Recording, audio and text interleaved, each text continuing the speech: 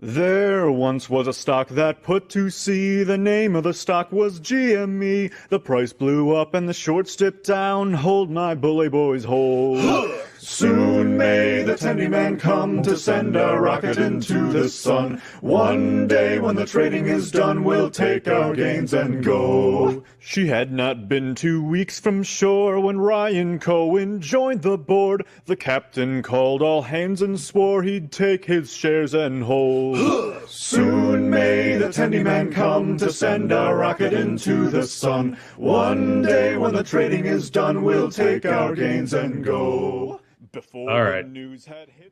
Welcome, everybody, to the DAT Poker Podcast, episode 93 for January 31st, 2021. I'm your host, A. Schwartz. That was, I felt like I was in Halifax there. Is that like an old Stan Rogers song or something?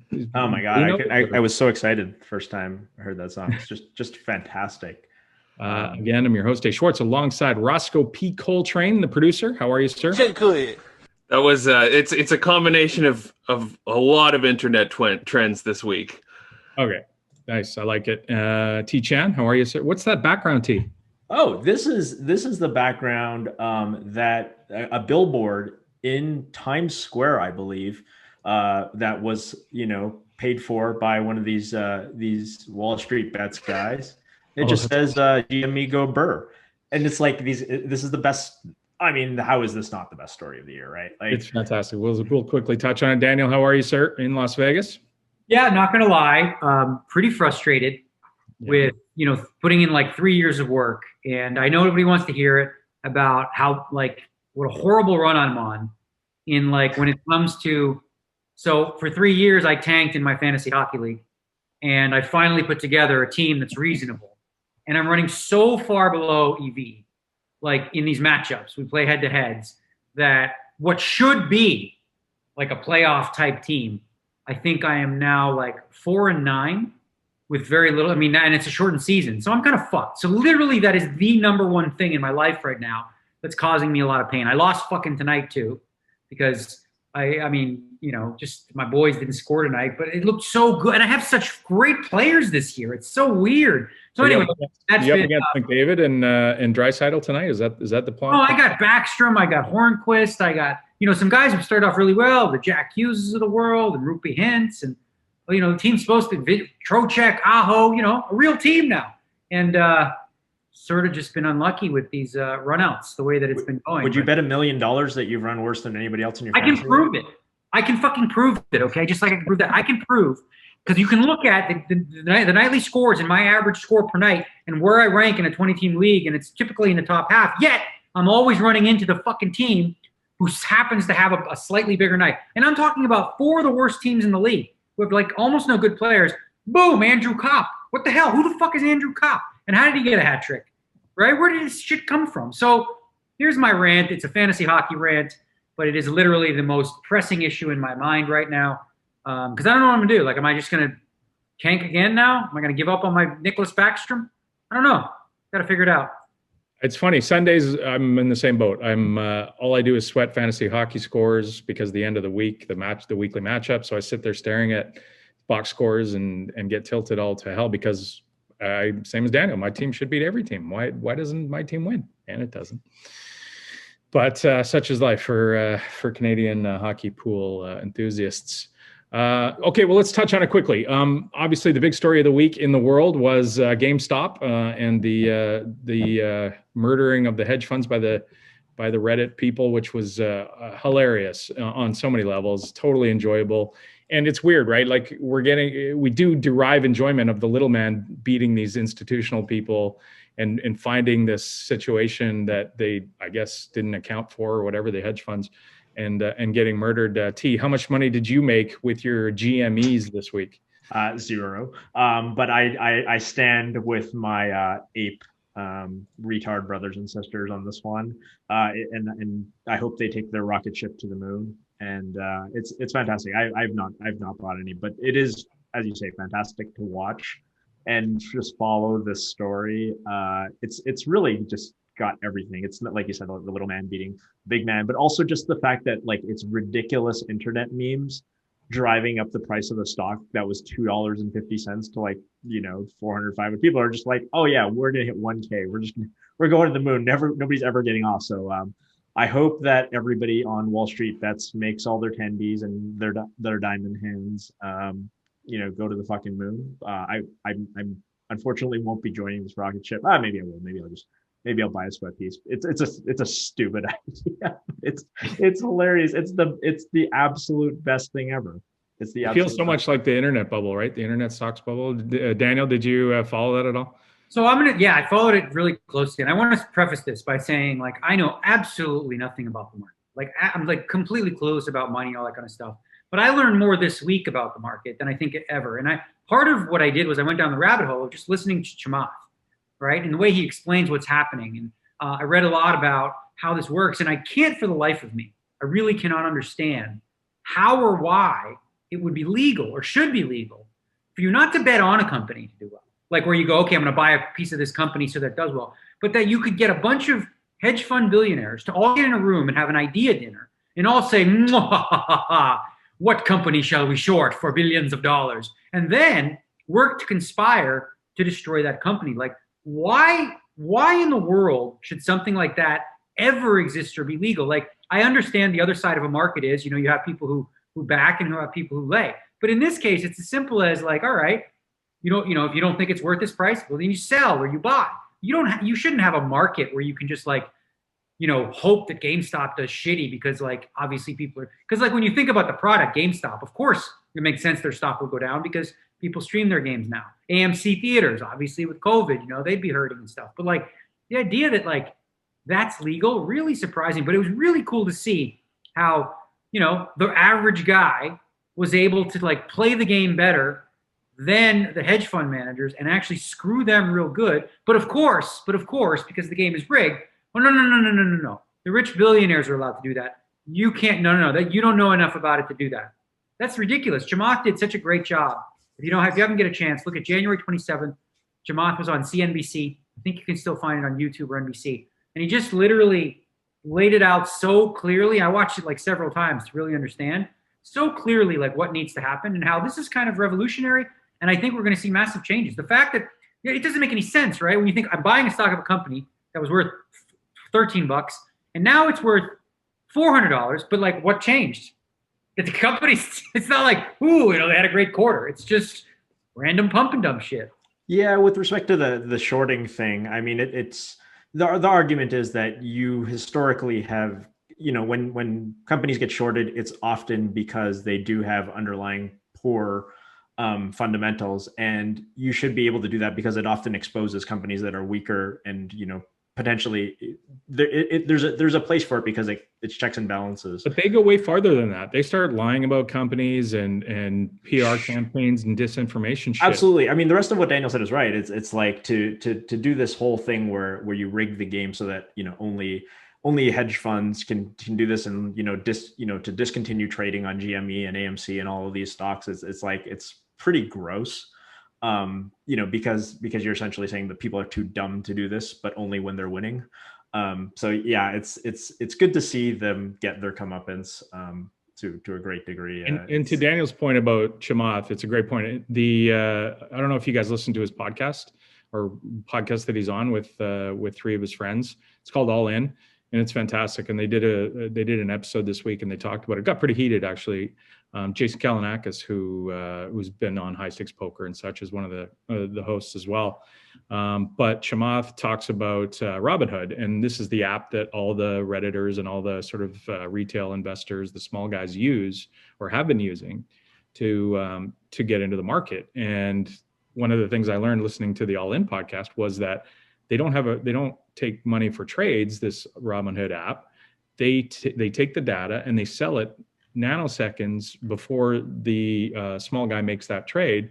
They sell it to the institutional brokerages so that they can make the trade based on all the information that they have, which is insane. That's even how is that a business model? Like, it's just such blatant rigging the system. It's something I did see earlier though, to kind of sully the the Chamath love for a second, is his trading platform SoFi. He's been pumping it up as he tells people not to use Robinhood, and they do the same thing. There's certainly potentially a conflict of interest there. I'm really interested to listen to, since this is ostensibly a poker podcast, Jason Strasser going on Brandon Adams' show, I believe already happened. Brandon Adams will be putting on a podcast where he interviews Jason Strasser. So I think we're going to get some really good points from somebody who actually does run a hedge fund with, so I think Ross's point is very valid. This is not necessarily Chamath being the noble soul that is being made out to. Let's not forget the guy. Well, I listened to CNBC. He didn't mention any other platforms at all during the entire interview. On Twitter, he has. Right, but he has an interest in killing Robinhood. Oh, but Robinhood should be killed. I mean, that's just insane. And I don't know anything about his model, and if it's the same, it should be killed too. There's no way that I guess if people knew, maybe they don't read the fine print or whatever, but if you knew that they were going to sell your data, so they're rigging the game against you, why would you use that service? It makes no sense. I guess people just, I don't know, don't read it or whatever. But anyway, let's move on to poker stuff, and jump right into the discussion about the Daniel and Doug Poke challenge and where we're at. When we last recorded, Doug was up about 700,000 through 17,000 hands, 29 sessions. Session 30 went very well for Doug. I think he won about 300K, take him up over $1 million for the match. And then session 31, Daniel, and we'll talk about it in a sec, but he had a huge session. I think at one point you were up 500,000, Daniel, in that session alone. And Doug got some back at the end, and you won almost 400,000 to bring the deficit down to about 600K through 19,000 hands. So yeah, why don't we first quickly touch on that approach of yours? You and I saw some podcasts or some YouTube stuff where you were saying, fuck GTO, I'm just going to play exploitively and try and see if I can play some big pots and have a turnaround here. What went into that decision to play that way? You were just getting fed up with the way it was going, or what was it? Well, really, to be honest with you, it wasn't this drastic, fundamental change to how I'm playing. I'm still playing within GTO principles. There are subtle things you can do to increase variance. So, for example, my opens, were 2.4. I started making them 2.5.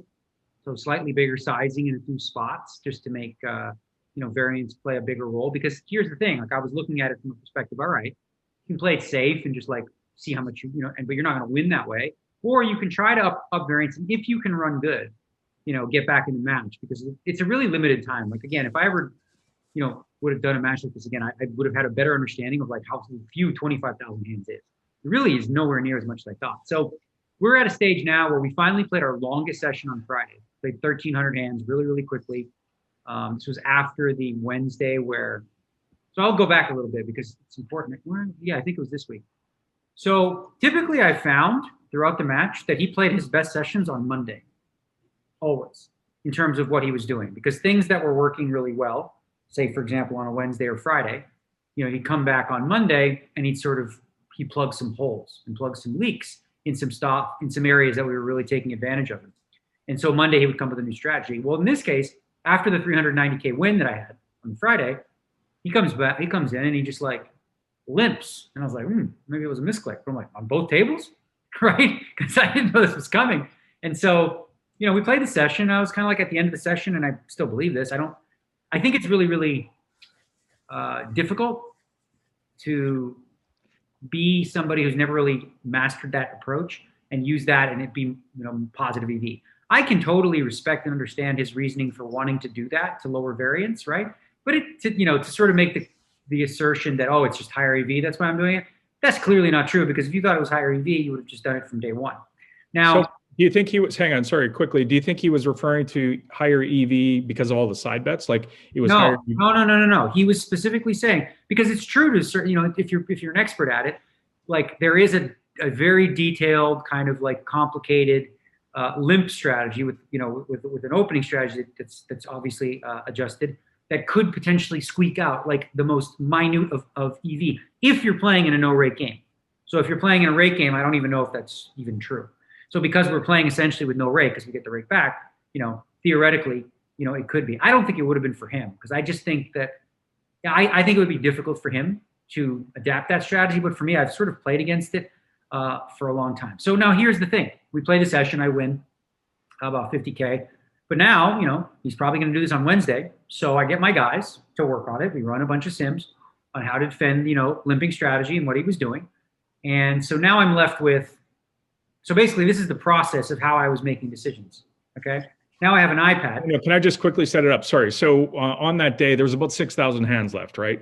So to talk about that, Doug moving into this, he's got 6,000 hands left. He's up, a fair amount of money, and he doesn't want to see that other $400,000 win that you just had, because that's going to bring it close, right? So he wants to play a different strategy to lock down the win, so to speak, with 6,000 hands is a lot to try and lock it down. When you start limping, you essentially lower the stakes in a way, because you're basically making like a lot of the pots, 25% of the size or a third of the size in a lot of cases, right? I want to ask one thing too, which is when he first goes to the limping strategy, I don't know what the rules or the terms are. Can you kind of go like, hey, call timeout? I wasn't expecting this. I don't know how to defend against the limping strategy.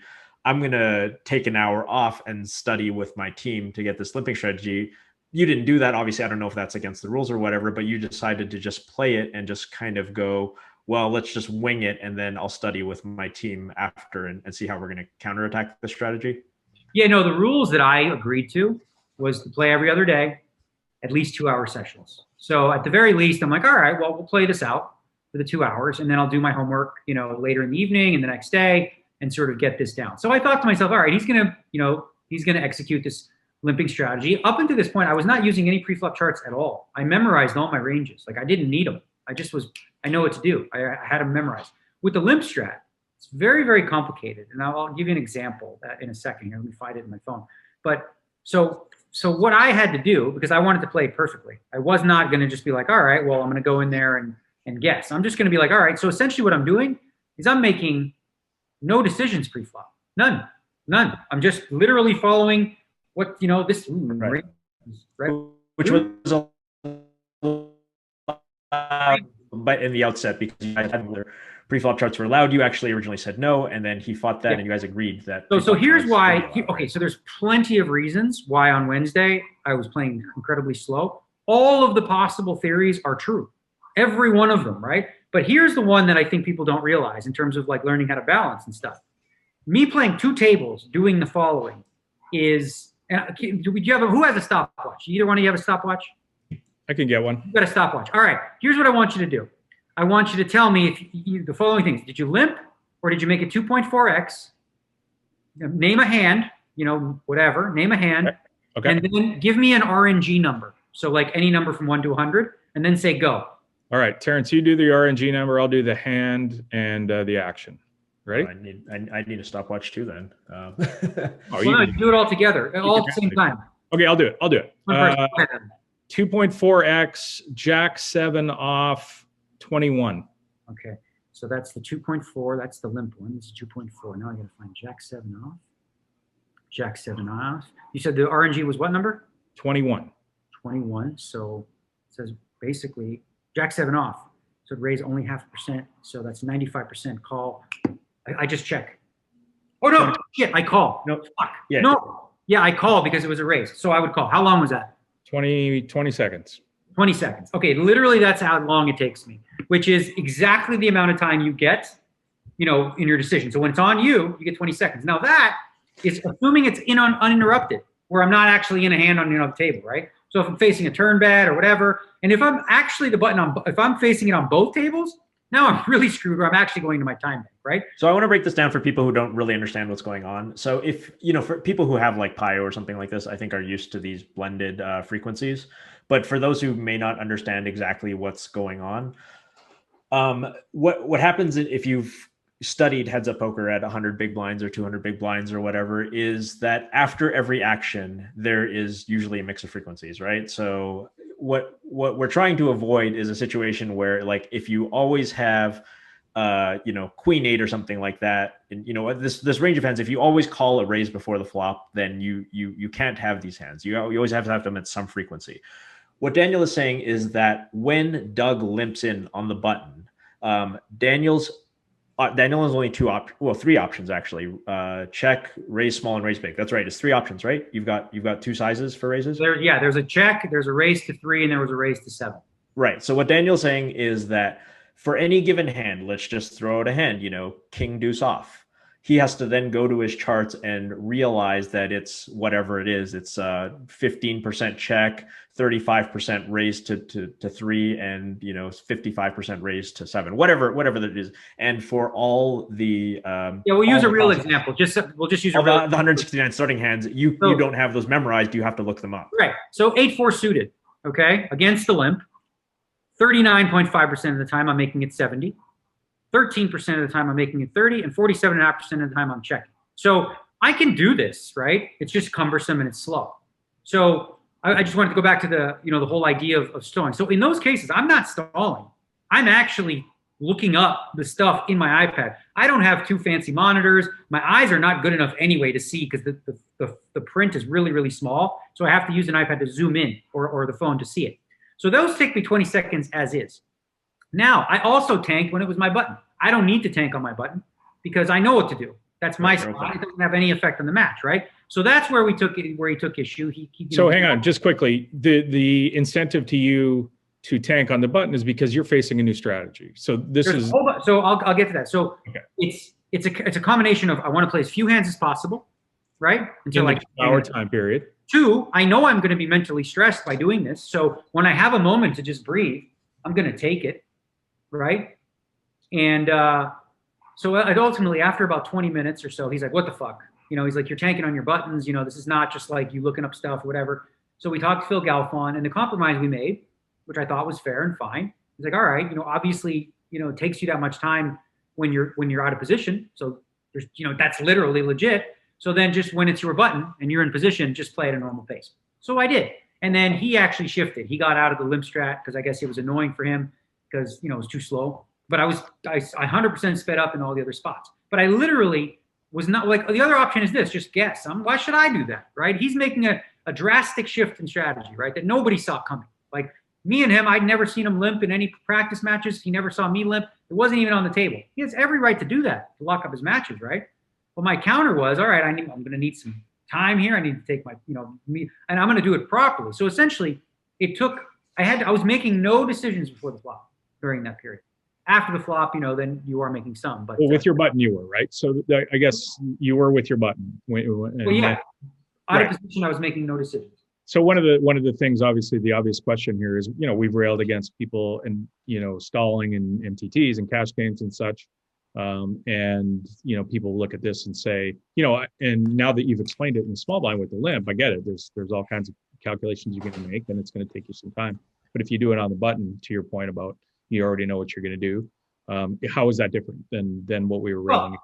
It's significantly different than an MTT. First and foremost, in an MTT, you're on a timetable and you're on you have a time per round, and it actually has an effect on the structure.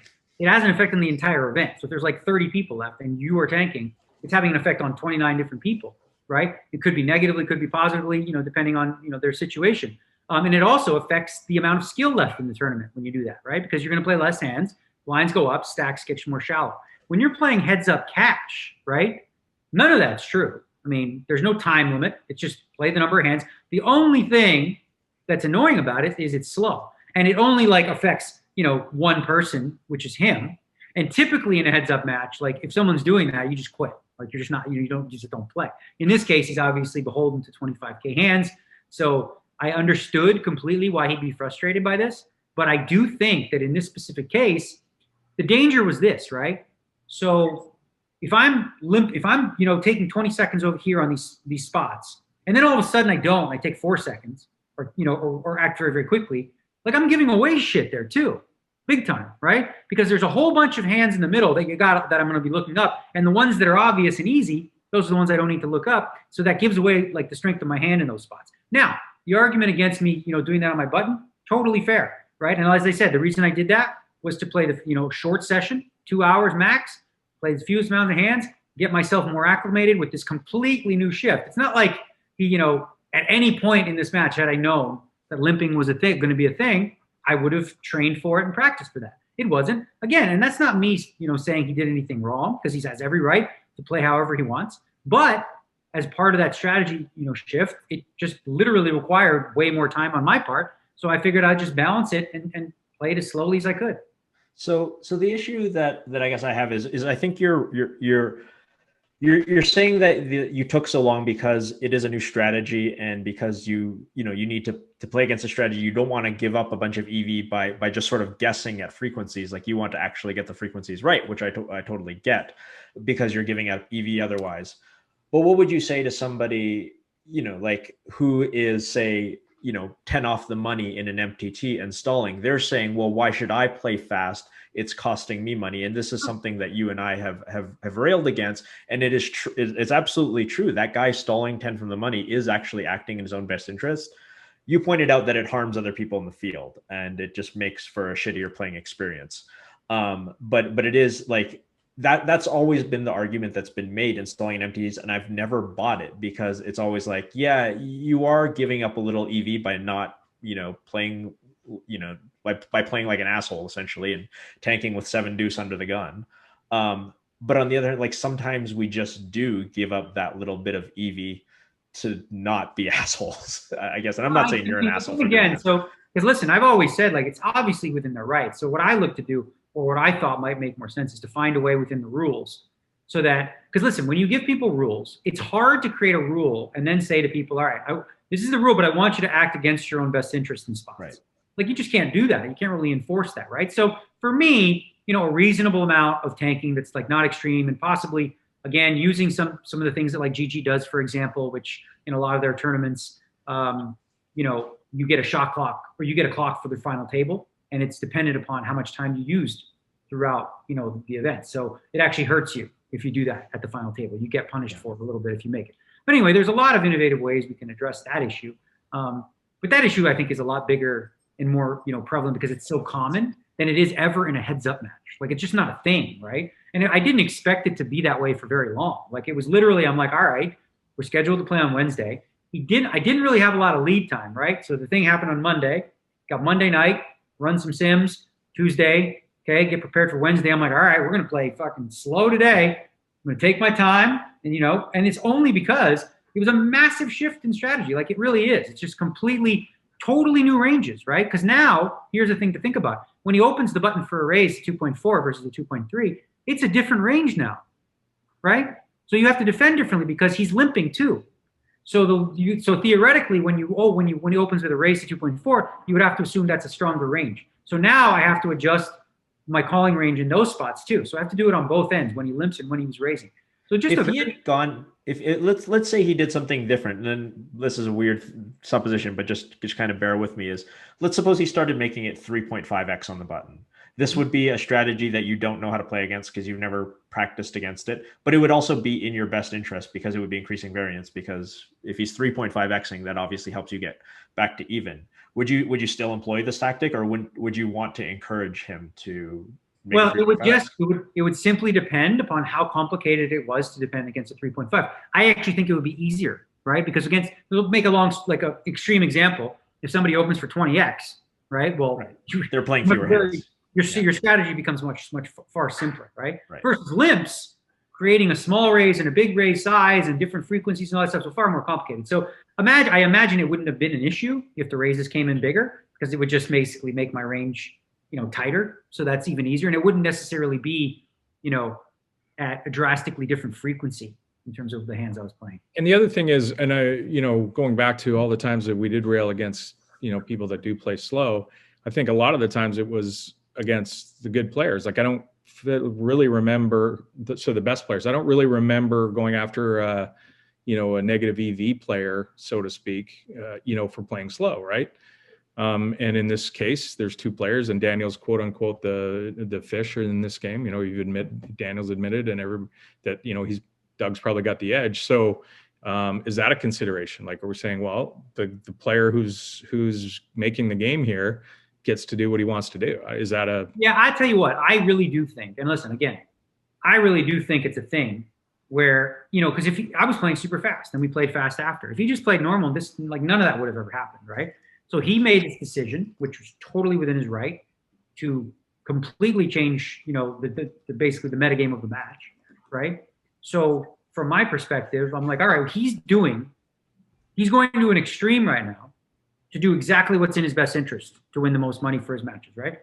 Can respect that, right? But if he's going to do that and go to the extreme, which is to completely come up with a completely unused strategy that nobody in no high stakes players limp, right? It's just not a thing. So for him to come with that strategy so drastically in his own best interest, I'm thinking to myself, well, shouldn't I then respond by playing this session in such a way where I maximize what's in my best interest? So it was a response. I never would have just openly been stalling for no reason, right? It was a response to the shift that he chose to make, which again is totally in his right, but so is mine. If we're going to go down that road, right? Because he was well in front where he didn't necessarily need to do that. I understand he was nervous. He was getting pressure probably from the people who have side bets. He got whacked for 400K in one session. It looked like he could blow it all back. So I get, putting on the brakes or whatever. But at the same token, it's like, all right, well, you're going to make a big shift. You got to realize, like, I'm not just going to go, okay, and blindly follow along. I'm going to do something drastic too. And my drastic version was not first of all, to execute the pre-flop strategy perfectly, without any mistakes, but also play the fewest amount of hands possible throughout the match. And, obviously that would mean it'd take longer. And I know he didn't want to do that. So as it turned out, he went back to playing normal, and we did, and everything was smooth. We played a 5-hour session, played the most hands of any session by a long shot. We played 1,346 hands. It was an interesting session. It was actually the session I was most proud of this entire time because we needed a big win in the session to make it a match. And right off the bat, I mean, it's hard to explain. But like in the first half of the match, I just was like, I never have anything. Like I can't think of a hand where I'm like, oh, you have a really good hand and you won a good pot. Like, pots I won, I was like, I missed, but I fired anyway, or whatever the case may be.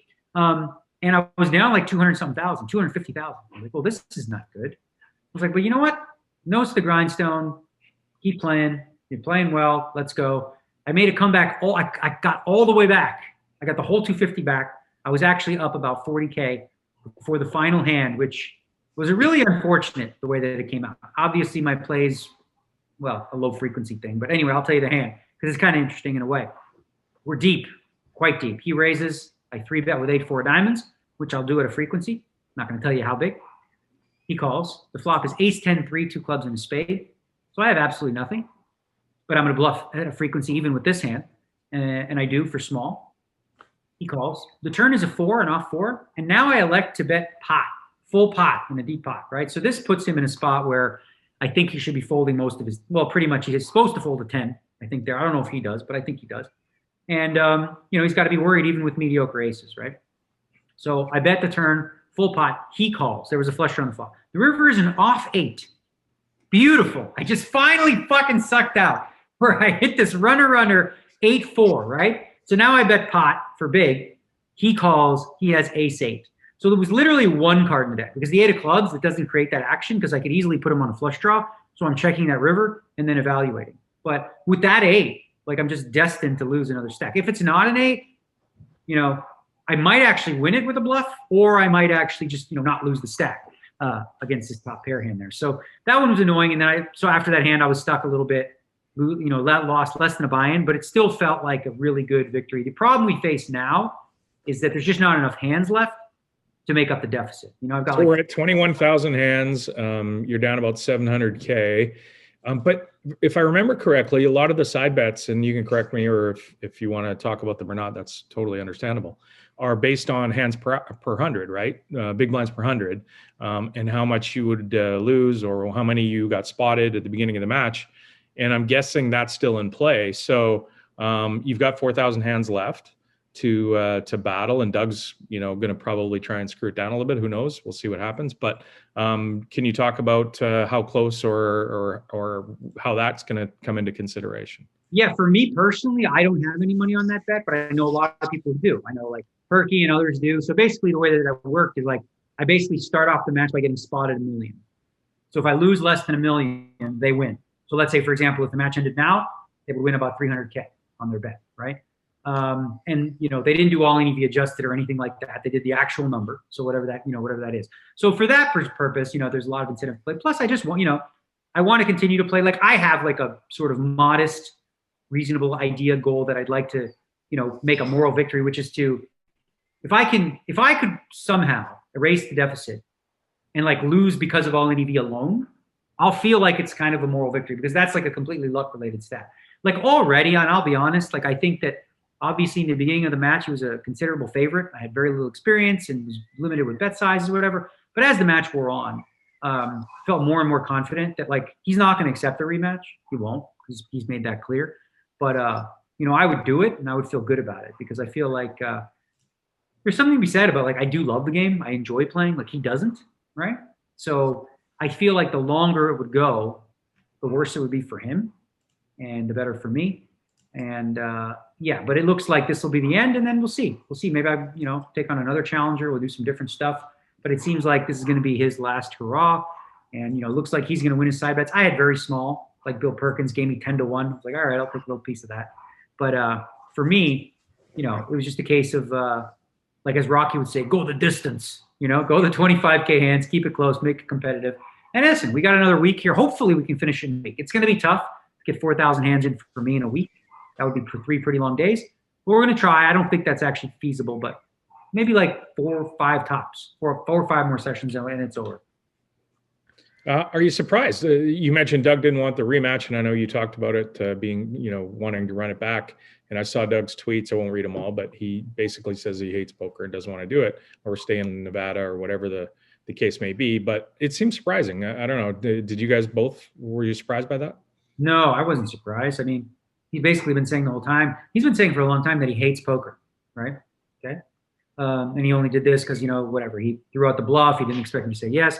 So no, it doesn't surprise me that he feels that way. And I think also, if you look at like the BBs per 100, it's a relatively small number, like, I don't know, 7 or 8 or something like that, which doesn't scream like he's a big favorite at all, right? Especially considering, like I said, in my mind, not just in all in EV and in overall, I've been, quite unlucky. Specifically, I think this match would have looked a lot different in one area.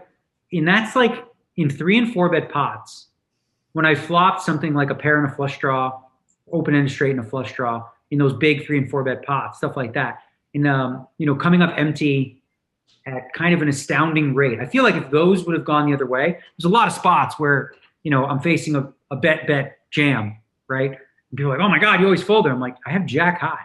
Like I've jacked 10 of diamonds. Sorry, the flop was 8, 9 fucking diamonds and a king, and it came 4-4. Like I folded the jack high. There was just a lot of hands that came out that way. Really puzzling to me. Like I've played poker 20 years. I don't think I'm crazy, and I think I'm, I've been playing long enough to recognize when like something weird's fucking going on.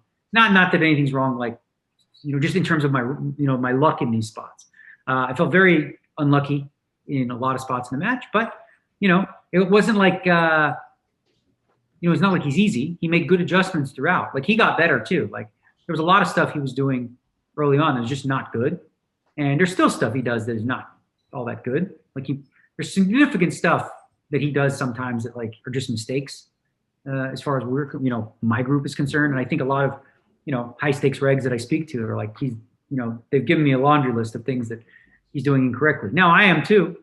But part of what I do incorrectly is by design as well, right? So, not everything about this match was simply like, oh, I'm going to play. I mean, I know I was saying it, but listen, I'll say so now at the end of the match. It wasn't simply like, oh, we're going to just try to play GTO. We call that printing zeros, right? So I'll use one analogy and then we can move on. Like if you were going to play against somebody, rock, paper, scissors, right?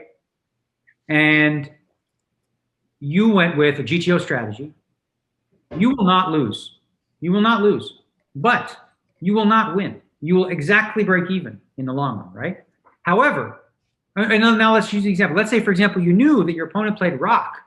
Actually, about 60% of the time, they played rock, okay? If you're still playing GTO, you're not playing well there because you're not gaining anything. You're just breaking even, 100% breaking even when you do that. So when you notice that your opponent is playing rock 60%, now you up your paper, right? So you play paper a little more, and now you print EV, right? It's an opportunity cost. So the thing about GTO, and I thought Ben CB actually, his tweet, he made a lot of sense with this. It's like GTO teaches you how to spot exploits in your opponents. So when you know what GTO is, you can say, okay, this person bluffs way more than GTO. So simple example, if somebody look at it, if somebody bluffs too much and somebody calls too much and they match, who wins? If somebody bluffs too much and somebody One guy bluffs too much, one guy calls too much. Who wins? Caller. The caller, right? Well, let's say one guy calls too much, one guy doesn't bluff enough. Who wins? Nobody. Well, I mean, equilibrium. Like he doesn't bluff too much and he calls too much. Then he's the guy who's not betting enough is. But you said one guy bluffs too much and the other guy doesn't call enough. No. I was saying in this one, I was saying, let's say one guy hardly ever bluffs and the other one calls too much. Oh, then the guy who calls is losing money. The guy who Right. the guy who's under bluffing is winning money. Right. So in some cases, whether, some spots you want to be over bluffing, some spots you want to be under bluffing, is all based on how your opponent reacts to those situations. Yeah. So there's going to be some spots where you look at and you're like, all right, well, he just called me. Like, this is a real hand. It was a 3-bet pot. Flop was 3, 4, 6. Turn was a 5. River was a 9. 3 diamonds. I bet the turn and jammed the river. Okay. And he called with ace king without a diamond, right? This is what's like when you look at this and you look at the solve, you'll see like, all right, that's on the overcall side, right? Mm-hmm. So in that spot, in the long run, if say, for example, if you never bluffed in that spot ever and your opponent is still overcalled, you'll be printing EV just with all your value bets, right? So that's an important aspect of all heads-up matches or poker in general. It's trying to understand what are my opponent's tendencies that shy away from GTO. Simplest example, does this person bluff more than GTO or less than GTO? Does this person call more than GTO or call less than GTO? And when you know that and you start to figure that out, now you can, deviate from GTO. The problem is when you do that, your opponent might notice and they go, holy shit, So now they make the switch. And it's a little bit of a cat and mouse game where by the end, both players are trying to play as close to GTO as they can. But within that match, there's a whole bunch of exploiting going on. Yeah, that's the thing. There's no sort of like this. It's a weird false dichotomy when people are like, oh, should I play GTO or should I play exploitively? And the thing is that nobody plays GTO. So there's a certain part of that. But it's what the idea is sort of like, should I learn to play GTO? And the answer is like, absolutely yes. Like you should study and try to find what the equilibrium strategy is. The sort of problem with the rock, paper, scissors analogy is that, yes, if you play rock too often, I can exploit by overplaying paper. The problem is with rock, paper, scissors, if I just choose a random strategy, then I can't make any money. Like we can't make any money, but that's not actually true in poker. If in poker I play like a perfect equilibrium strategy and you just do like random shit, I will just win money from you. And I know you know this. But I just wanted to make that clear for like the people who are out there watching thinking, I can't make money playing GTO, because it's absolutely wrong. Because if you could play GTO, you'd be the winningest poker player. Like you just crush everything. Right. You're not. So the one thing I also wanted to add too is sample size matters, right? So a lot of times if you see one thing, for example, the hand where he called me with ace king high and the board was 3, 4, 5, 6, 9 with 3 diamonds, and he called a jam on the river with ace king high. So you see that, your brain could be like, all right, well, if he called with this hand, then I should just not bluff here, right? And if you do that, you think you got plus EV. Now, it could be a ploy by that player too, where they realize they've done that, and now they're going to be like, all right, well, we've set the stage for the metagame where he's going to start under bluffing in these spots now. So now I could make some folds or whatever the case may be. So that's when it becomes a little bit of a leveling war. That's what like old school players before poker got all nerdy, that's what we used to call like, planting the seeds or showing a bluff, right? Like why did people do that back in the day? You're playing a tournament, and a guy will be like, I'll show you a bluff. Why do you do that? Mostly because he wants you to see that because he plans on getting you to call him too much later. It's all by design, right? Today, it's a little more complex. There's data you can look at and different things like that. But the idea and the principles were built in, many years. Like Doyle Brunson, he wrote even in the old Super System game. He wanted people to think he was wild and crazy, right? Because he wanted to get called. He wanted to get paid off because he really wasn't, right? So you've invested a bunch of time and energy into, learning this heads-up strategy.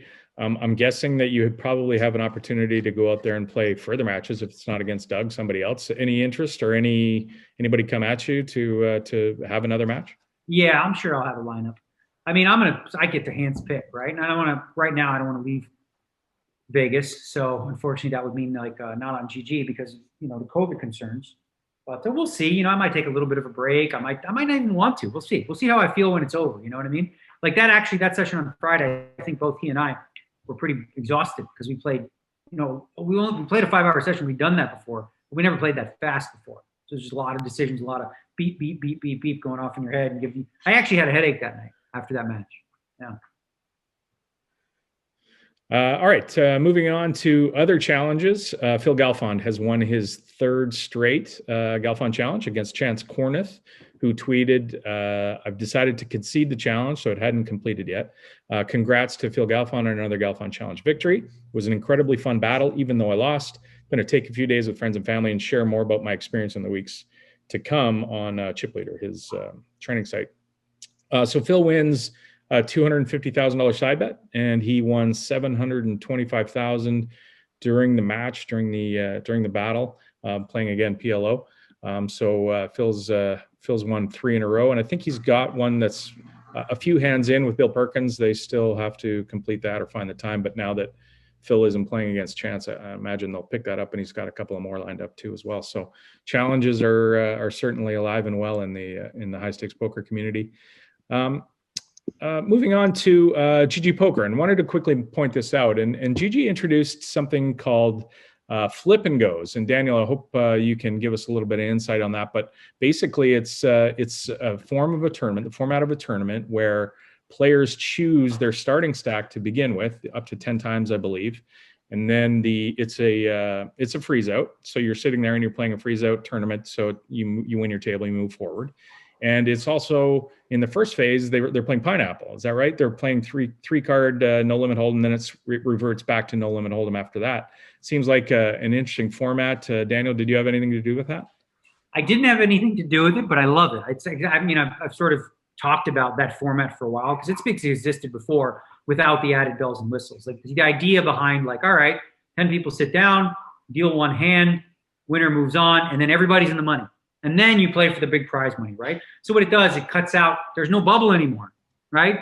Bubble play is eliminated. No such thing as a bubble. So that's, we talked about stalling and stuff like that. That's one way to eliminate that. And for a lot of people who are short on time, they don't want to spend 3-4 hours trying to grind and squeak into the money. This is quick, instant, and they get in the money, and then they can play for real big money. Now, as you mentioned, there are a couple bells and whistles that make this even cooler, that add a little bit of skill to the flip, if you will, right? At the beginning, everybody gets 3 cards. And you can actually see the cards. So this gives you a little bit of a skill advantage where you can be like, all right, well, I have, ace, 8, 9, right? What do I keep? And then you see that there's 3 aces dead. So you're like, all right, well, I mucked the ace. So there's a little bit of skill in that part. And the other added variable is, like you said, you can buy in for more stacks. So you can just try to like get a really, really good price and buy in for the absolute minimum, or you can put like 10 stacks up. And essentially what happens with the table is everybody's flipping all in every hand until there's one person left with all the chips. Obviously, if you start with 10 and everyone else at the table starts with 1, it gives you a much better chance of advancing to the money. And then it plays out like a tournament, but the difference is you get to cut out the bubble completely, which is a cool, I think, really, really cool for a lot of people who just can't stand that period of the tournament. And, you don't spend a lot of time wasted where, you're just trying to get your money back or your buy-in back. I think they're running them like every 30 minutes or so. So it's a nice alternative. It's not replacing, other tournaments. There's still going to be that variety. But for those people, I think it's good to give people a chance to choose. And I think this is a fun format. I think the Pineapple aspect, it's like, it's in the mode of kind of like, GG, thinking about fun ways to gamble. And that's one of them, like add a third card and let's go. And then you can kick yourself. Like you want the pain, right? Where you like, okay, you have, 7, 9, 10. You're like, I don't know. Okay, I'll throw the 7. You're like, fucking flop with 7, 7, 4. I should have kept the 7. You want pain. You want a little bit of misery and agony. That's what makes poker beautiful. Saw it had some guarantees as well. Looks like a fun format for casual players for sure. I think that's the. Well, even for pros. I mean, pros having it. It's just a tournament, right? So obviously there's a little higher variance in the beginning because, it's just like all ins. But once they get through, I mean, you have to also assume this, right? For the professional, the field you're playing against is much softer at the end game, right? Because it's not like 10 players at a table, the best player at the table won, just whoever got luckiest, right? So now when you're playing for the big money at the final tables, the average final table is going to be softer, which is, it's good for everybody. All right, moving on. Online poker and online gaming has landed in Michigan finally. So Michigan becomes the 5th state to allow online gaming, following up the 3 early ones, and then Pennsylvania and Michigan. Now, Michigan has a population of 10 million people. Pennsylvania, 12 million. So, adding 22 million to the player pool at some point. The interstate compact is there, although they'll be ring fenced in Michigan to begin with. So, but they'll move to getting involved with everybody. So, we're slowly. It's taken forever. It's painful to watch. We almost stopped talking about this for years because it just didn't ever go anywhere. But we're getting to decent size amount of people. If you think about how many people are in Canada versus how many people are in the 5 states now, they're comparable. So interesting. PokerStars is the one site that is going to be operating in Michigan to start with. They're fired up, so they're getting going. And guys, thoughts on, are we getting anywhere with this? It seems like the federal government, the reinterpretation of the Wire Act actually happened this week as well. If you'll remember back, the Republicans with Trump were in power, and there was this thing that came out from I believe it was the AG, that said, the Wire Act might apply to other things other than sports betting. Well, this was reinterpreted this week from an appellate court, a federal appellate court, that said, no, the Wire Act only deals with sports betting. So that now frees up all these lawyers in these states and these poker sites to go, okay, we have to go to bat with here that says, no, it only applies to sports betting. So, some room for optimism, right, guys? Yeah, absolutely. There's good news all around. Michigan, apparently, PokerStars Michigan, off to a very good start. From the numbers that I've seen, I've only kind of glanced. I haven't really followed the story carefully, but very good numbers in their first week, and no real hiccups as far as I can tell that I've seen. In my own social media feed buzz. Jess Wellman just tweeted something and said, she showed 3 screenshots. Which one is PokerStars New Jersey, Pennsylvania, and Michigan? They're all taken at 5:35 Eastern. One has 938 players, one has 1,291 players, and one has 2,749 players. And the order is almost probably the opposite of what you expect. It's Michigan with the 2,749, Pennsylvania with 1,291, and New Jersey, which is the state that's had gambling, and poker for the longest out of these, is only at 938. Now, obviously, some of that's going to be just the fact that it's new and novel, and people hear about it, and there's buzz. And it's, if you live in Detroit and you just watch the 5 o'clock news, you probably saw something about it, and maybe you signed up and you made a $20 deposit or whatever. We'll see how that goes for long. But as you said, like interstate compacts, we've been saying it since the beginning. That's what we need to actually get this to bring this liquidity across all these states. And then, when we get rollers like California in there, that'll, you mentioned Canada. California is actually bigger than Canada, both in terms of population and of course the number of people and the money that is willing to be spent on poker. So yeah, I mean, good news is always welcome, even if it's slow coming and it's like 7 years later than we thought it would.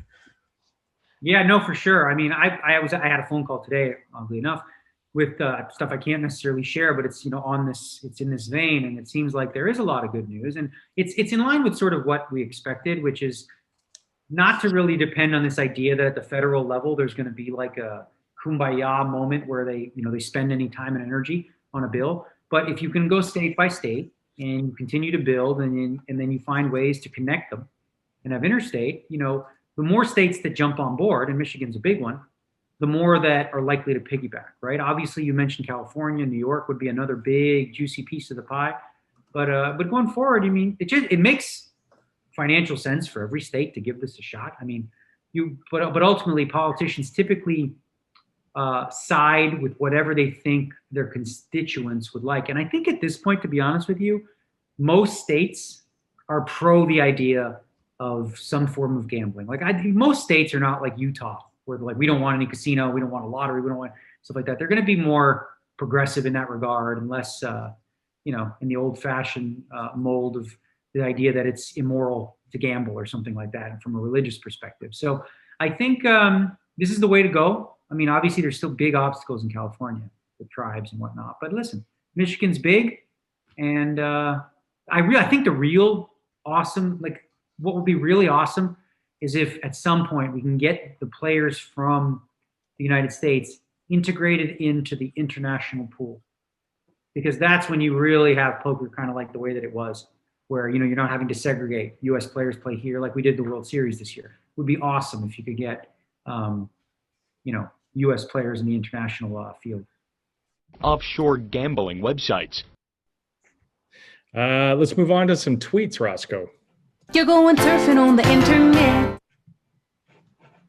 Me? I have one. Actually, I might have two in there. But the first one I had was actually by Barry Carter, at Barry Carter. And he is quoting Chad Holloway. Chad Holloway gave an update on the Midway Poker Tour. Did we talk about the Midway Poker Tour thing on the show? I don't even remember. We didn't. No, we didn't. We didn't. Okay, so the 30-second synopsis of the Midway Poker Tour thing is that they had a poker tournament. They to get around some sort of weird regulation, the organizers said that they were going to pay people in precious metals because they couldn't pay them in cash for some weird, bizarre reason. They shorted people on this. They've never made them whole, and the company has just basically disappeared, and the owner doesn't answer any comments. The guy's name is Dan Bakovac. Bakovic? Yeah, Bekavac. I don't know exactly how that says. Yeah, and not to confuse it with the Mid Stakes Poker Tour. This is Midway Poker Tour. This just is the Midway like Battle of Midway. Yeah. Chad tweeted in his role as poker news guy or whatever he is these days. I get asked often about Midway Poker Tour payout update. Still about $50,000 in missing value. Many players yet to be made whole. Founder Dan Bekovac said he'd make it right in October, then disappear and has ghosted players. This weekend, he's decided to play the $1,100 Grand Falls event, No Shame, and then they show a picture of Mr. Bekovac. Barry Carter at Barry_Carter tweets, I hope he wins and they pay him in a piston engine and some scaffolding. Good.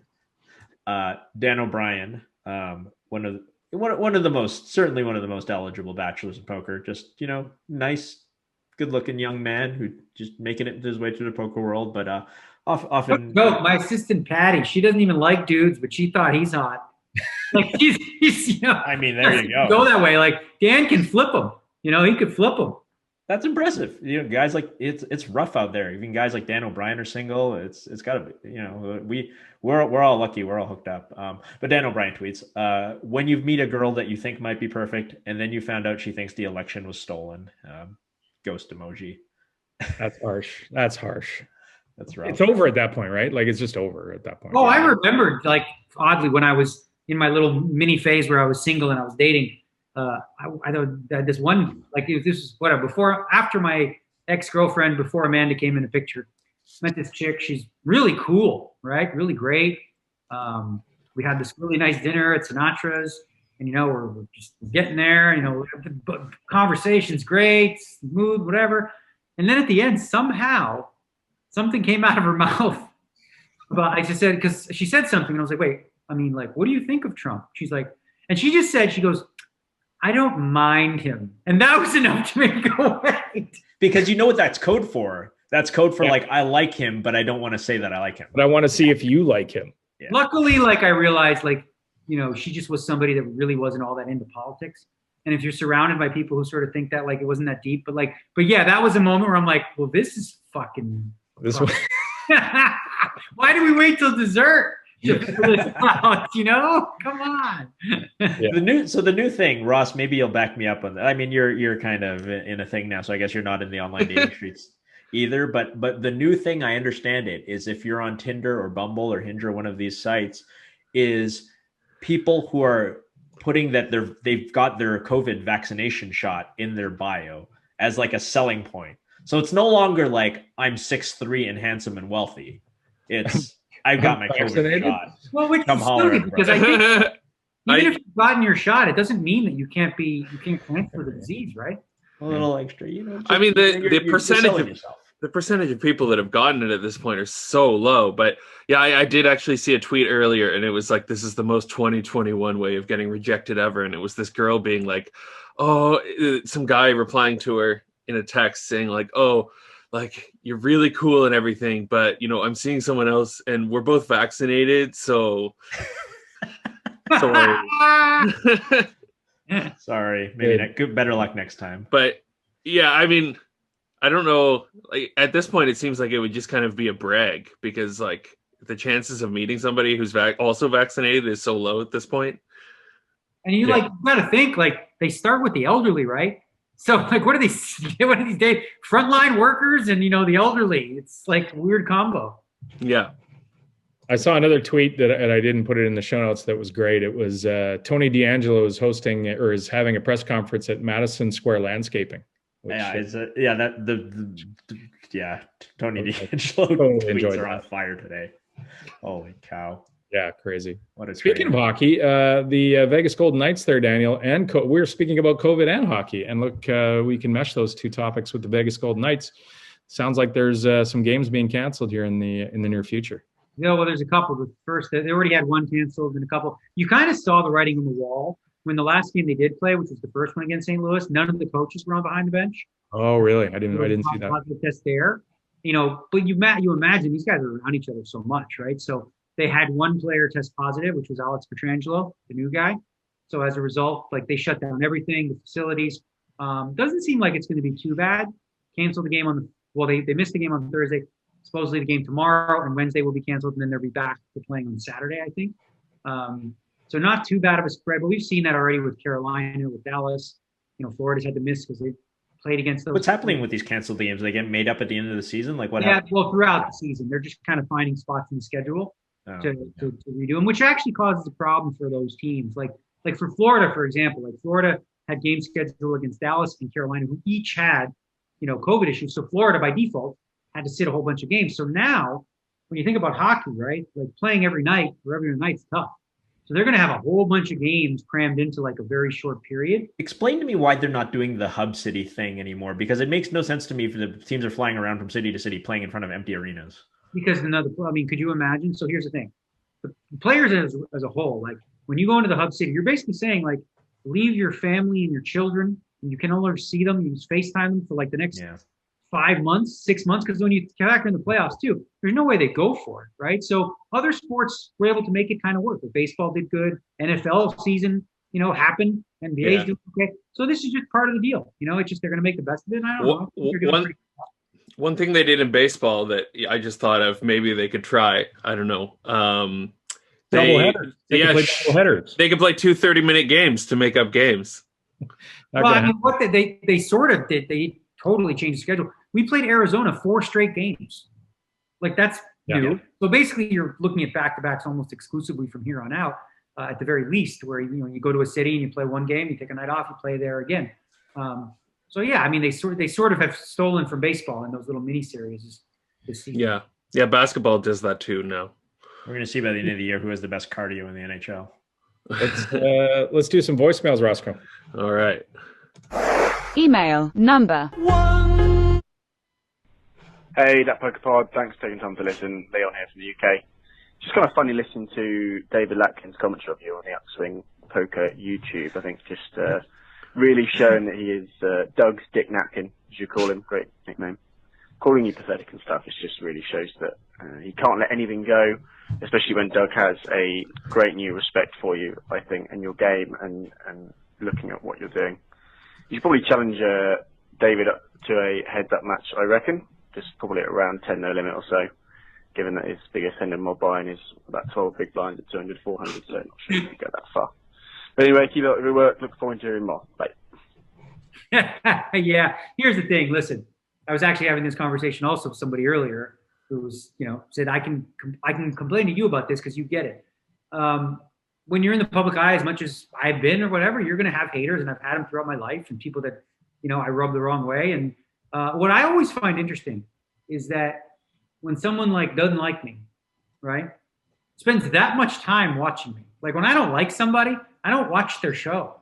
You know what I mean? Like I don't spend every waking minute compiling videos and spending all my time trying to make them look better. And it's amazing how dedicated of a troll you got to be. Really, you got to have some dedication. I mean, it's almost like it's all for clicks. It's a bizarre phenomenon. The only thing it's a really bizarre phenomenon.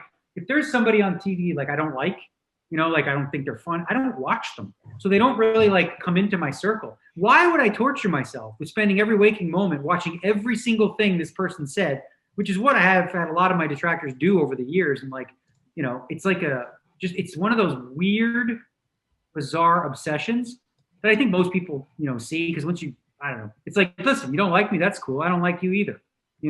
Chances are, if somebody doesn't like me, that I wouldn't be friends with them anyway. You know what I mean? Which is fine. And I'm okay with it. Listen, one of my favorite lines from fucking Billions, one of my favorite lines of any fucking show was when Axelrod said, "What's the point of having fuck you money if you never say fuck you?" I mean, I agree with your point. I think I actually like David Lappin, but why spend so much energy on people that you don't like? But I wanted to ask you, Daniel, because I've been doing a deep dive lately into the archives of poker, online poker history and social media and stuff. Do you remember the first person who hated you on the internet with great regularity? I want to say, was it Steve Badger or Mason Malmuth? Steve Badger is a good call, but I think Gary Carson. Gary Carson. Yes. Yes, Gary Carson was the big one. Yeah, he was. That was in the RGP days when we had this. That's right. It's amazing how much the world has changed. Like, obviously, I still have it up. I don't even know why, but Full Contact Poker, we had forums, poker forums and stuff, and hockey and everything, and it was pretty popular and people used it. But like these days, I mean, with social media, it just seems like those things are kind of like the old way of communicating. And listen, I was a young kid back then, thought I knew everything, and I would just get in these RGP threads and just go to war with these people. And it was it was actually toxic and negative. It was just like, it was one of the things you learned. Like, one of the things I thought about recently is how, like, with age, like now I'm 46, and I remember myself when I was 26, 36. The older you get, the more wisdom you get in the idea that, like, nothing matters that much. Like, nothing is that big of a deal where you need to be that. Like, I can laugh off things now. Like, when I act like a jackass or an asshole, I laugh at myself, and I see people, younger typically, who haven't gotten to that part yet. But I do think, I don't know if it's true for you guys, if you notice as you get older, you can just shrug more about stuff and be like, all right, cool, whatever, I'm fun. Almost anything I can, and I agree with your point, except I had full Trump derangement syndrome during and you argue with Mike Johnson about hockey and football minutia. That's your Achilles that's heel. Fun. We enjoy that. Like, he and I go back and forth, and we totally enjoy that. But the Trump stuff, I couldn't let it go. It just drove me. The world seems calm. I mean, really, like the last 10 days, it really just seems like, man, what the fuck? Is it normal again?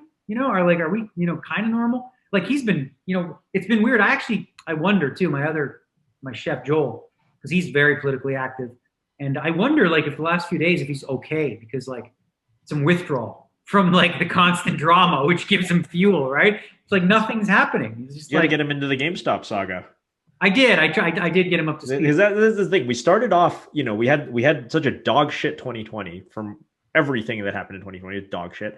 We started off 2021 not a whole lot better with the Capitol riots, and then all of a sudden, like, the inauguration went smooth, no violence, and then now we've got GameStop and just the feel good finance story of the century. This was really weird. But last night, my wife, we were in bed, and she says, "This month feels like it's been really, really long, right? This January."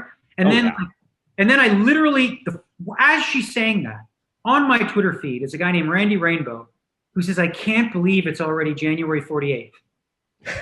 Right? It's like, yeah, that was like March last year. Remember how long fucking March 2020 felt? Am I crazy, or is that a thing? Like, it feels like January has been the longest month.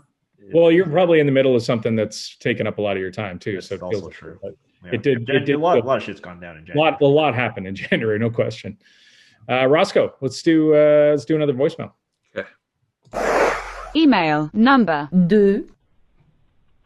Hey boys, this is Mike Pona from Victoria, BC. Love the podcast. My question is pretty super simple. It's verbal declarations wearing masks. I think it's going to be the biggest problem in poker going forward. Tons of little angle shooter cheaters out there going on. And we've all sat beside players that you can't even understand what they're saying, and they can speak perfect English. They're right beside you wearing no mask. I think wearing a mask, I think it's going to be a big, big problem. Maybe I'm wrong. What do you guys think? That's an excellent point, actually. That could create a lot of problems. I don't know. What do you guys think? I think it comes down to dealer quality, right? So, I've never been formally trained as a dealer, but I've just got 20 plus years of live poker like you guys do. when somebody makes an action, it is the responsibility of the dealer to repeat that action. So, Daniel taps the table, dealer says check. Adam cuts it, Adam starts cutting out chips. He announces 12,500. Dealer says bet 12,500. That gives all the other, the actions now on Ross. That gives the opportunity for Ross to understand what the current action is and for Adam to correct it in time, right? If Adam didn't say 12,500, I actually said whatever, 82,000, 80,000, and it was mumbled because he was wearing a mask or that Adam wasn't speaking properly or that English isn't his first language or all these kinds of things. It's very important. So if you're out there, you're a dealer and you're listening, repeat the actions, make sure it is very clear to everybody at the table what the current action is, what the current bet is, and who it's on. I think it comes down to dealer quality, but it's true. Like, in a perfect world, every dealer would be very well trained in this bit, but especially during things like World Series and big tournaments, there are dealers who are less skilled and less experienced. And so you're probably going to have a few more problems. I mean, I think the important thing is if you're a dealer, do that. If you're a player, kind of protect yourself, clarify the amount of the bet before you start, acting and folding and chucking chips into the pot. This sort of piggybacks on a rule that has bothered me for a while because I think it should be based on a little more common sense. So scenario is this, right? The blinds are 200, 400, right? They're on the turn. So 400 is minimum bet. It's like 8K in the pot, right? The guy has a 5K chip and says 4, right? Yeah. So now in some of these freaking places, they're like, oh no, the bet's 400 when he obviously meant 4,000 or whatever the case may be. So this is exactly what Terrence was saying. I think is important for what we should do as a rule is when it's unclear, have the dealer say, 400 for what, sir? For what, ma'am? See how I did ma'am because women play poker too. Oh, you're so good at this now. 2021. I'm catching on. So I just think there's because everyone worries about string raise, angle shooting. It's not a fucking thing, right? The guy says 4. Ask him for clarification if you're not sure. If he's, what's he going to get a read when the person doesn't insta call and he's like 400, 4,000. You know what I mean? It's just not really a concern. I think getting the right bet amount is far more important than having a guy. It leaves a bad taste in someone's mouth. Let's say he really did mean 400, and he said 4, and then you make him bet 4,000 now.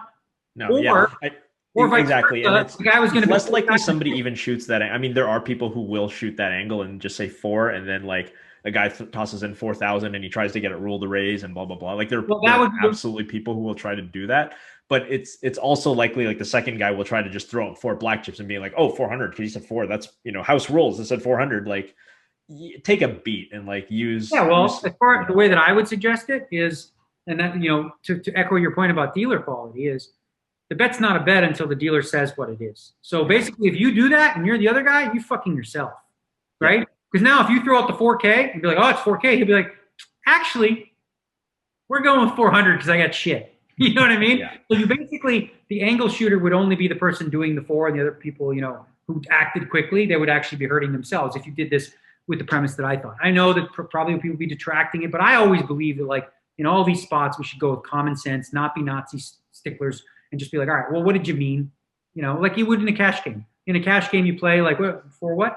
400? You would always go whatever the guy said. Also, I'm going to go ahead and say one thing. If this guy's got 3 stacks of black and he throws out a 5K chip and says 4, I'm no matter what the ruling is, if I'm the floor, I'm coming over and ruling against him. Yeah, it's going to be 4K because if you got exactly 3 fucking stacks of black chips, you could have bet 400. You're using because that's common sense, right? Yeah. That's common sense. If the guy has no black chips and he has a 5K, well, now you just want to get clarification. But if he has 6,000 in blacks and throws out a 5K and says 4, that's 4,000. I don't care what he says. Oh, no, I meant 400. No. You will use your, you know what, there's a lesson to you. Don't be that asshole who hoards all the blacks, and just use your blacks. Yep. Nice to get a call from Victoria, BC. What is Victoria in the, what's it known for in the internet poker space? Who knows that? I have no idea what Victoria is known for in the internet poker space. Victoria, BC is the birthplace of online poker. Oh, of Planet Poker? Planet Poker, yeah. They were headquarters out of Victoria? Andy was, he's a guy from Victoria and started it in Victoria. Today I learned. There you go. You knew that. We interviewed him on the 2+2 Poker Cast. Oh my god. I didn't remember the Vancouver thing, the Victoria thing though. All right, you got any more emails? Our contribution to Are we internet even allowed poker to is say that, or unparalleled. you get sued or something, Adam? Is Mason's going to sue us for I mentioning? mean, I don't know if you're allowed to say that just like that. You know, it could be a thing. The four poker Birthplace? Yeah. Okay. We're just driving Email traffic to a number 3. That Poker Podcast. Hey, Michael from Kentucky. Wanted to ask, I think you're on episode like 93 or something right now. I know earlier you guys have talked about trying to get Ivey on for episode 100. Hadn't heard much about that in the last few podcasts. I didn't know if Daniel was working on getting Phil to come in, or if that was a possibility, or maybe I just missed it. But not less than a couple months if you put one out a week. So just really, I think all of us would love to hear some Phil Ivey stories. So and to tag on to that question of whether he's coming or not, if you do get him, Daniel, I don't think I've ever heard Phil say more than like 5 words to a question. So didn't know if you're going to prep him on how to be a good interviewee.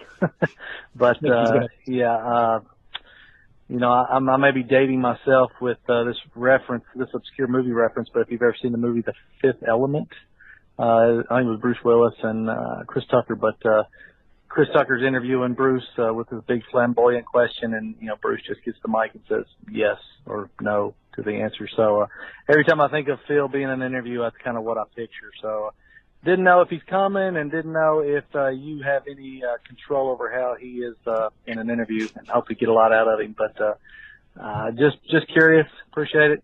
Love the podcast, guys. See you. What are you talking about? The toughness from your, it didn't really get, seriously put on TVs. So they were really Seems pretty well spoken. Against me playing. And that's more than 5 words. Everybody has something to say. The only one who was for me playing was my grandfather. There you go. So you get the whole story. So everyone has Phil Ivey's a great interview, actually. He just doesn't do them much and hasn't done them much.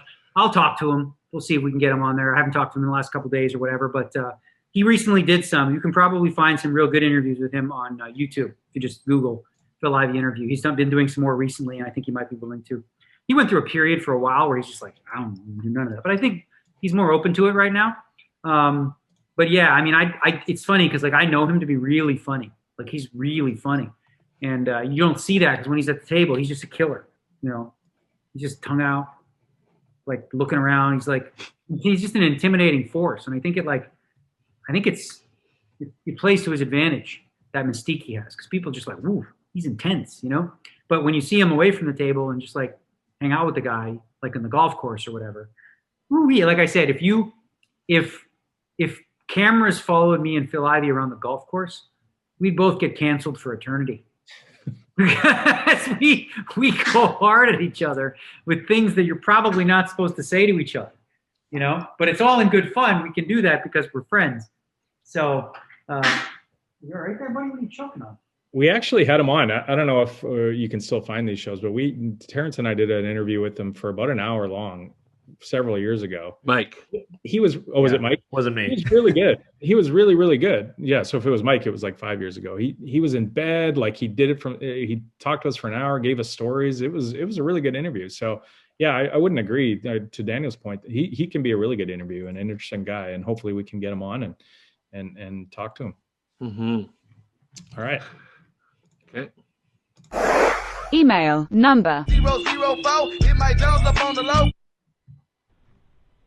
Hi, my name is Mike Caldwell. I'm calling from Port Colborne, Ontario, Canada. My question is, with players like Brad Booth and Matt Marafiati having some, I don't want to say mental issues, but what can the poker community do to develop a kind of support program for players who kind of go into rough times and have the need for support?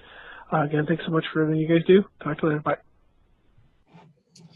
Yeah, I don't know that the poker community is a lot different than the rest of the community when it comes to stuff like this. Like, if you're working at McDonald's, or if you're, I don't know, a mechanic or something like that, how much, most of your support's going to come from your friends, your friend group, I think, and your family. And, work sort of throws their hands up a little bit when things go sideways. So I would suggest that, poker players generally are going to have strong friend groups and strong poker friend groups, hopefully. That's the people I would look to lean on along with your family. I don't know what you guys think. I think it's an interesting question because, like, you know, the one thing that's different about poker is like, we're not employees. You know, poker players are sort of lone wolves, right? It's not like, you know, okay, there's a problem in hockey with mental illness. Well, the organization as a whole can work with, you know, the players and create opportunities for them to speak to the right people or whatever. Whereas you said, Adam, I think with poker, there's not really sort of that. I mean, it's a community in one sense for sure, but it's not like there's an overseeing organization who would, you know, have direct interest in like helping poker players. So I think just like most people, you would rely on, you know, friends and family. Yeah, I'd argue that, you know, I think you guys both make good points. It's tough because we are in a isolating game, and it is sort of every man or woman for himself. And we often lack that support network that, you know, if you were in a team sport or some other organization. On the other hand, like, we say the words poker community a lot, and anybody who's been a professional poker player for a while has developed these friends and these relationships. And I actually think, given what we are, we handle it very well. You know, the issues surrounding mental health, you know, I know that Ben Wilanowski has talked very openly about his struggles with mental health. You and I, Adam, of course, we lost a good friend and, you know, the former producer of our old show, to his struggle with mental health. And, you know, we talked about that, and you know, we want I think anybody who goes through something like that, we want to get that help out there for people. And we are very much in a mental health crisis or epidemic.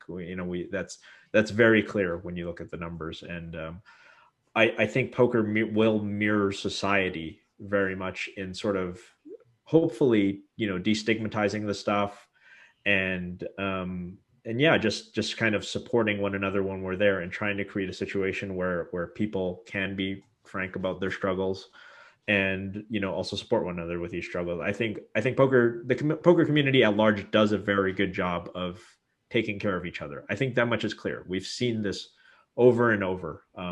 You know, I can't even begin to count the number of cases where the poker community has taken care of each other. I think, you know, mental health issues still carry the stigma. But as society as a large destigmatizes it, I think we'll be at the forefront of also destigmatizing it and proactively fighting against it. Yeah, and the other thing too, I'd say is part of the solution has to be political as well, right? Because, you know, in Canada, and I know probably similar in the US, a lot of this stuff gets downloaded. The dealing with people who have mental issues get downloaded to the police. You know, they'll get called for somebody having a breakdown or something like that, where they're not trained in mental health. And this whole defund the police thing, it's so poorly worded. But, you know, the police should not be handling this. This should be a separate group of people who are specifically trained to handle this, and take some funding from the police and move it over to this area. It doesn't mean defund the police. And I don't know who the idiot was who came up with defund the police, but change the police's role in society. So politically, you know, go out and talk to your MLAs and the people the politicians that are representing you to start moving towards this model that is better for our society, rather than have, you know, firemen have to deal with people having breakdowns. It makes no sense to me. But anyway, we should start a degen fund to pay off people's debts. Yeah. Good idea. Any other ones? That's all. That's going to do it. All right. That's going to wrap it up. Thanks to you guys for getting together again to bang off show number 93. And thanks to you out there for watching and listening. We will talk to you soon.